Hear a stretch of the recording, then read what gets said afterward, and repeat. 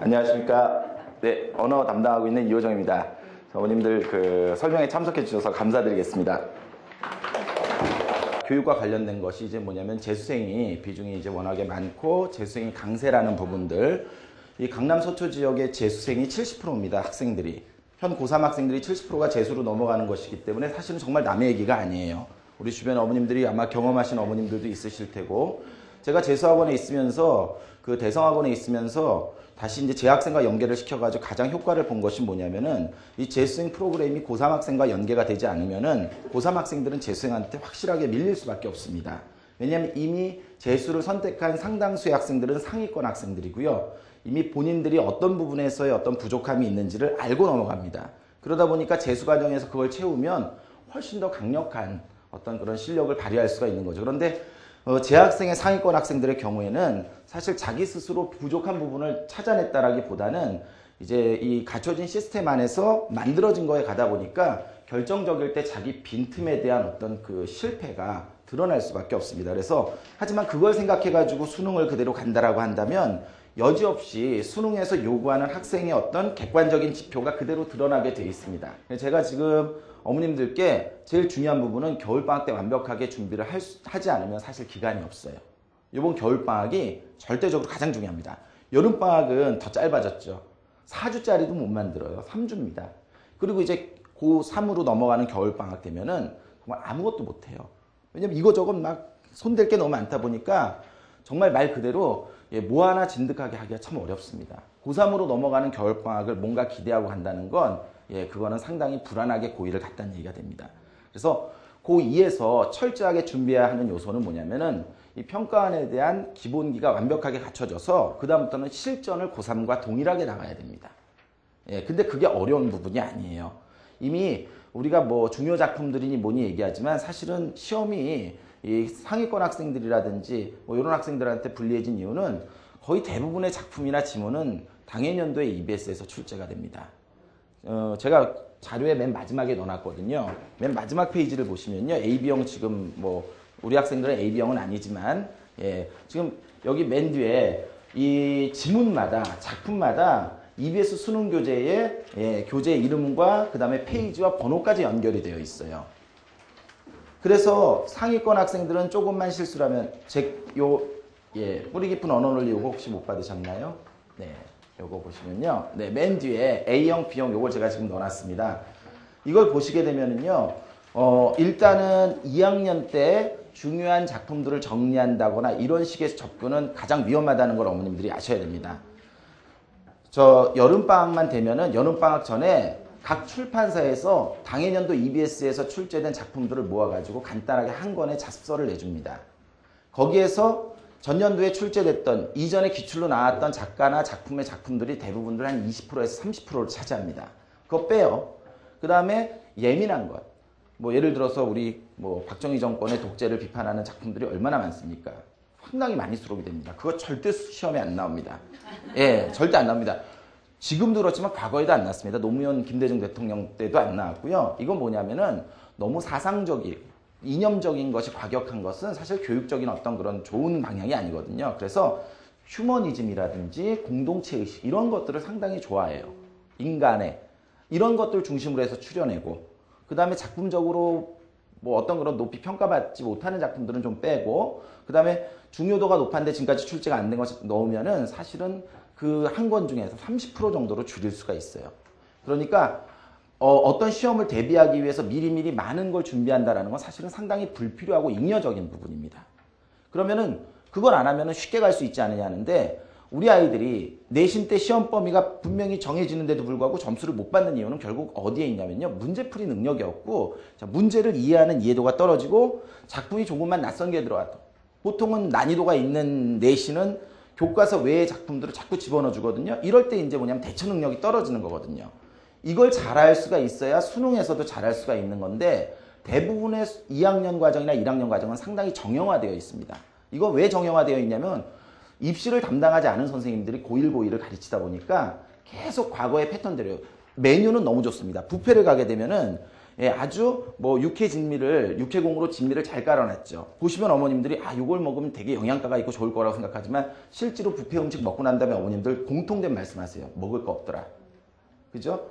이건 뭐냐면 실제로 정말 제대로 메인 메뉴가 하나가 있고 거기에 맞춰가지고 그것과 조화를 이루는 것이 맞춰져야 되는데 이게 사실은 음식과 똑같습니다. 좋은 음식도 아이들한테 입에 넣어줘도 뱉어내는 애들이 있고 예, 음식을 재료만 깔아줬는데 지가 알아서 그걸 가지고 요리를 해먹는 친구들도 있고 이러한 방식을 가르쳐 줄 수가 있어야 되고요. 정말 중요한 건 뭐냐면 이 눈에 보기에 좋은 커리큘럼을 찾으면 절대 안 됩니다. 실전과 직결을 시킬 수 있게끔 그 과정을 슬림하게 만들어주는 수업을 찾으시는 것이 가장 중요해요.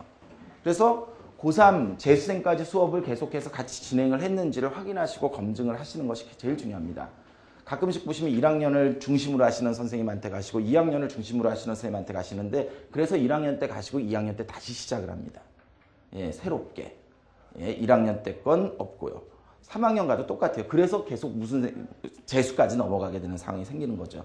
2학년 때 실전으로 바로 잡고 가면은 우리가 수학 같은 경우나 영어 같은 경우에는 1학년 수준, 2학년 수준이 없습니다.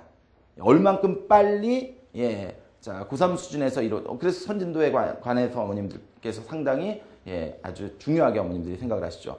언어는 그런 식의 어떤 접근은 아니지만 문제 해결 능력만 정확하게 갖춰진다라고 한다면 그 다음부터는 이 운동으로 얘기하면은 무게를 가중시키는 그래서 좀 더 무거운 것까지 들 수 있는 이게 이제 난이도가 되는 겁니다. 그래서 제가 평가원에서 제일 중요시 여기는 건 첫 번째가 개념입니다. 교재가 정말 훌륭합니다. 네, 제가 자화자찬으로 이렇게 말씀드리면 좀 창피하지만 교재가 평가원의 개념을 실전으로 연결시킬 수 있게끔 예시들을 놔놓고 그리고 그걸로 준비를 하기 때문에 뭐 제가 담당하고 있는 몇 개 학교들 중에서 이제 상위권 학생들이죠. 이전에 다른 뭐 유명한 선생님한테 듣고 저한테 수업을 듣고서도 학생들이 정말 좋다라고 얘기를 하는 수업이에요. 그러니까 언어에 대한 뭐냐면은 시야가 넓혀질 수 있는 게 바로 평가원. 제가 평가원 첫 번째가 바로 뭐냐면 실전 개념입니다. 자, 이 실전 개념을 중심으로 해가지고 학생들이 일단은 개념 요소들을 정확하게 이해를 하면 그 다음 단계에서 뭘 하냐면은요. 자, 실전 유형으로 연결을 시킵니다. 자, 실전 유형은 우리가 출제 유형이 어머님들 많지 않습니다. 60제일 때 유형이 있고요. 50제일 때 유형이 있고 이젠 45제가 됐어요. 한 10년 전에는 수능이 60제였습니다. 120점 만점이고 자, 그러니까 작년부터 45제가 됐고 재작년까지는 50제를 받습니다. 거기에 맞춰서 유형들이 맞춰집니다. 60제일 때에서 45제가 되면은 유형들을 중요한 것들을 물어봐야 되는데 그 물어보는 문항들이 줄어버리니까 믹스가 돼버립니다. 그래서 더 까다로워집니다. 정서를 물어보면서 표현상의 특징을 결합을 시키는 형태가 되는 거죠. 이럴 때 학생들이 자기 실력이 드러납니다. 왜냐? 하나만 해도 학생들이 개념을 정확하게 인지해서 답을 고르기가 쉽지 않은데 두 가지가 믹스가 돼버리면은 그때 이제 뭐냐면 상당히 복잡한 문제가 돼버립니다. 자, 이런 것들을 개념으로 정확하게 인지를 하고 다시 유형으로 연결을 시키고요. 자, 그 다음에 세 번째는 아까 말씀드렸던 것처럼 평가원의 지문이 가지고 있는 특성을 바탕으로 해서 분석시키는 훈련이 같이 이루어집니다. 지문 분석은 아까 어머님들께 말씀드렸죠. 어떤 작품이 예를 들어서 내신인데도 불구하고 내신에 약한 학생들은요. 이 변수에 대한 반응 속도가 느립니다. 또는 반응 속도가 없거나 외부 작품이 하나가 들어갔을 때 완전히 손을 놓는 경우들이 많아요. 선생님 이거 뭐 배우지 않은 건데 어떻게 알아요 하죠. 하지만 배우지 않은 걸 다 풀고 답을 고르거든요. 내가 배우지 않은 걸 어떻게 아냐라고 얘기하는 학생들은 그걸 접근하는 방법을 모르는 겁니다.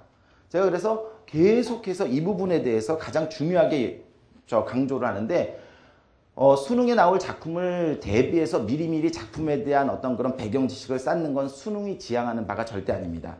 수능은 절대로 배경 지식이 있다는 전제를 삼지 않아요. 그건 왜냐하면 정말 우리 그 학생들은 천차만별의 환경에서 그 수능으로 옵니다.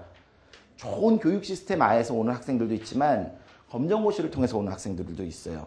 그런데 배경 지식을 가지고 전제하는 문제가 나온다라고 한다면 결국은 좋은 준비를 하는 학생들에게 유리한 어떤 포지션을 주는 것밖에 안 되거든요. 그렇기 때문에 학생들은 객관적인 입장에서 그 안에 있는 요소들을 바탕으로 어떻게 기준과 근거를 마련할 수 있느냐가 가장 중요한 겁니다. 그러기 위해선 첫 번째는 작품에 접근할 수 있는 방법인데요. 그냥 무작정 접근하는 것이 아니라 일정한 공식이 있습니다. 뭐 시에서나 소설에서나 화자와 대상과 상황과 정서에서 기술적인 요소들, 표현, 운율, 그다음에 형상화, 그 다음에 표현기법, 시상정리 방식, 이 고정되어 있는 것에서 다시 뭐냐면 가지 뻗기 하듯이 좀 더 세분화되는 개념들로 나갑니다. 이런 것들이 뭐냐면 분석의 틀이 되고요. 작품을 던져줬을 때 김소월의 작품이 던져졌다. 김소월은 민요 시인이기 때문에 민요, 율격적인 요소가 훨씬 더 부각이 됩니다. 그럼 그 부분에 대한 문제가 만들어지죠. 김광균이나 정지용은 이미지즘식이기 때문에 이미지 형상화가 훨씬 더 부각이 돼요. 그럼 그 부분에 대한 게 만들어지죠. 그걸 읽으면서 본인이 찾아낼 수가 있어야 되는 거거든요. 이런 것들을 훈련을 시켜야지만 정말로 자기 실력이 만들어지는 거죠. 그걸 위해서 사실은 계속해서 고3, 고2 과정에서 훈련을 시키고 그리고 난 다음에 상반기까지는 이거를 굳건하게 만들 수 있게끔 반복을 시킨 다음에 이제 여름방학 또는 여름방학 이후부터는 EBS를 3학년 하듯이 같이 나갈 수가 있어요. 왜냐하면 이때부터 이제 실전 준비입니다. 올해 연도의 EBS의 40%는 작년 겁니다. 예. 그러니까 전년도의 40% 이거는 이제 뭐냐면은 낭비를 줄이기 위한 거죠. 매년마다 계속 새로 만드는 것은 이제 낭비라 그래서. 그러니까 우리가 출연한 걸 가지고 고2 때 미리 후반부에 좀 정리를 해두면은 일정 부분은 실력에 대한 다지기도 되지만 내년 수능에 대한 준비도 됩니다. 이 부분에 대한 커리큘럼을 다 꿰고서 준비를 하지 않으면은 근데 이게 단절이 되어 있으면 그런 준비는 언감생심 꿈도 못 꿉니다. 저는 고3을 최상위권 경기 오고 그 다음에 숙명 그 다음에 세화 어머님 뭐 그 다음에 또 저 한영외고까지 최상위권 내신을 다 하지만 고3을 전담하시는 선생님도 내신은 건드리질 못해요. EBS에서만 보는데도 불구하고 EBS 수업을 재수학원에서 하는데 왜냐하면 그만한 소스를 만들어서 준비를 못합니다. 근데 저는 정말 적재적소에 그런 것들을 계속해서 가지고 준비를 하고 있기 때문에 충분히 학생들이 내신을 준비를 하고 고3 학생까지 할 수 있게끔 준비를 합니다. 자, 그래서 지금 이제 3분인데 2분 남았습니다. 그래서 이 부분을 준비를 하고 6월달로 넘어가면서 8월달이나 9월달로 넘어가면서 EBS를 가지고 다지기 훈련을 시키기 때문에 수능에 대한 준비는 철저하게 이루어질 수가 있고요. 학교별로 이제 조금 문제가 되는 학교들은 있습니다. 뭐 세화 같은 경우에 수시가 껴 있는데 재작년 수시 다르고 올해 수시 다릅니다. 새어머님들도 계실 거예요. 제가 세화학교 많이 하고 있기 때문에. 그럼 뭐 재작년만 하더라도 내신 비중을 여전히 강화를 시키다가 올해만 들어와서 어머님들께서 뭐 내신을 아예 안 가고 수시는 버리고 가주세요 하는 수업도 나중에 만들고 해서 나가고 있습니다. 그런데 수시 버리면 애들이 공부를 못해요. 왜냐면 학교에서는 수시 준비한다고 난리인데 얘들아 우리는 수능으로 가야 된다라고 했는데 애들이 붕 떠버리는 거예요. 결국은 수시로 갈 수밖에 없어요. 대신에 이걸 얼만큼 수능과 연결을 시켜가지고 해주느냐가 제일 중요하죠. 이게 이제 선생님의 역량이 될 수밖에 없습니다. 제가 세화고등학교에서 이름만 되면 아는 지금도 뭐 문과 정교육풍짜리도 있고 계속 있지만 이 학생들이 믿고 갈 수 있는 건 뭐냐 매신을 하면서 수능이 완벽하게 대비가 되고 있기 때문에 사실은 믿고 따라오고 있거든요. 예. 그것도 제가 최대한 뭐냐면은 제가 가지고 있는 수능적인 이런 부분들을 뭐 부교재나 이런 부분에 살립니다. 부교재는 이제 이 수능 교재를 가지고 나가기 때문에. 그래서 어떻게 해서든지 커리큘럼에 학교에 맞춰가지고 서울고나 상문고나 지금 제가 뭐 세학원에 이렇게 진행을 하고 있는데 그래서 가장 탄탄하게 사실은 실력 뒷받침을 합니다. 그래서 제 수업을 들은 학생들의 경우에는 수업적인 질이 상당히 높다는 거는 학생들이 인정을 합니다. 내신 같은 경우에도 요번에도 그렇지만 거의 적중을 했습니다. 4등급짜리 늦게 와가지고 모학교에서 S학교에서는 1등급 세학교가 다 S네요. 네. 1등급 나왔던 어머님들께서 너무 좋아하시고 그러는데 내신도 완벽하게 준비를 하지만 사실은 저는 포커스가 거의 대부분 수능에 맞춰져 있습니다. 내신은 뭐냐면은 집중적으로 어떻게 연결을 시켜주느냐고요. 자, 그래서 제가 나중에 아마 뭐 단독 설명이나 언어만 해가지고 한번 할 때 어머님들께서 들으시면은 사실 제 수업의 핵심은 2학년을 중심으로 해서 3학년에 대해서 미리 어떻게 준비를 하느냐가 핵심입니다. 이제 2학년은 2학년이 아니에요. 그 수능을 봐야 되는 학생들은 스트레스가 엄청납니다. 9월달부터는 이 수업이 분위기가 떠버리기 때문에. 그래서 이런 것들 때문에 사실 2학년 학생들도 마음 놓고 이제 뭐 3월달까지 갈 수가 없어요. 9월달쯤 되면은 고2는 고3의 마인드를 가져야 되고 고1은 고2의 마인드를 가져야 되고요. 이걸 얼만큼 학생들한테 전달을 해줄 수 있냐도 선생님의 역할이에요. 긴장감을 주지 않으면 선생님이 안 가지고 있으면 학생도 긴장감을 갖지 않아요. 예. 그러니까 고3 수업에서 선생님들이 학생들이 그렇게 할 때 그 부분의 상당 부분은 선생님들의 책임이 있는 거죠. 그래서 지금 제가 다시 정리를 시켜 어머님께 드리면 이렇게 해서 평가원에 대한 준비를 바탕으로 해서 상반기를 진행을 해서 완벽하게 준비를 하고요. 그 첫 단추가 바로 겨울방학입니다. 언어가 좀 부족하거나 어려운 학생들은 특히나 이 수업을 들어야 됩니다. 이 수업만으로도 언어에 대한 상당한 실력과 자신감이 붙을 수가 있어요. 예, 제가 막판에 언어가 떨어지는 학생들 그 단기간에 올리는 수업도 사실은 여기에 집중이 많이 됩니다. 왜냐하면 기본 개념만 정확하게 알아도 학생들이 훨씬 더 답을 고르기가 수월해지거든요. 예, 거기에다가 출제 유형만 정확하게 알면 거기에 따라서 기준과 그 다음에 근거 그걸로 답을 연결을 시킬 수가 있고요. 모든 지문은 분석의 요소가 있기 때문에 그걸 이제 파악을 하면 됩니다. 그 전화번호는 저기 어머님들 예, 적어드렸고요. 또 여기도 있을 겁니다. 언제든지 궁금하신 거 있으면 연락 주십시오. 감사합니다.